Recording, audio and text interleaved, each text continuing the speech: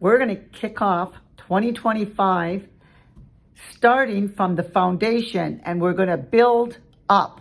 What am I talking about? Everyone's favorite subject, budgets. Yes, I know it could be a pain, but it can also be the thing that gives you the gain. So what do you need to do to set your budget? You need to write down all of your listed expenses. And in that list, you're going to include the things that are fixed as well as the things that are discretionary. And you know the things I'm talking about, going out to dinner, going for, a coffee, all those things that add up that are really forming part of your budget, because the discretionary spending is what kills most budgets. But if you do that and you have a solid foundation, once you do that, you're going to list these things by whether or not it is a fixed cost or discretionary. So that means, is it a need? You need to pay your bills. And for most fixed costs, that's the need. So 50% of your budget is going to go and cover all of your fixed expenses. The needs, because you need to pay your mortgage, you need to pay your heating and your electric and things like that. Now, 30% you have discretionary over.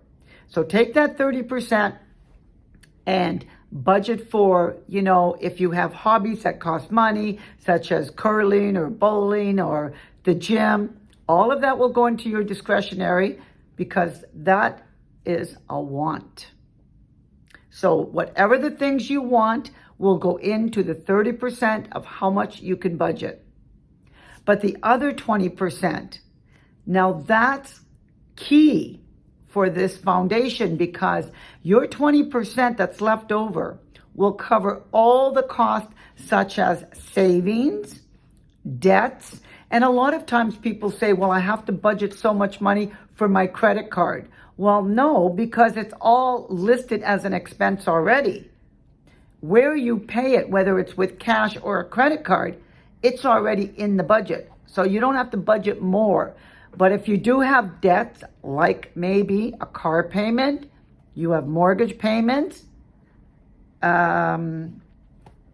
could be just a line of credit, which is kind of like a mortgage.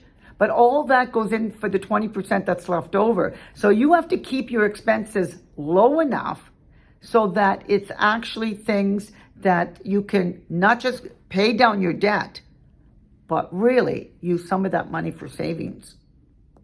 Before you know it, if you can get into the habit of doing that, the foundation will be laid, it will set, and this will get you going for a good, solid 2025. Where am I 3 years from past?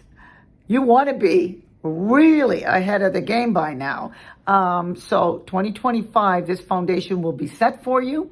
And this will help to accomplish those financial goals that you're still working towards. And we all have them. And with the cost of living going up, the budget will really help you. It just takes discipline. And if you like, there's a lot of apps that will help you to go online and start putting this on an online app in your phone, on your iPad, wherever it is that you need to do.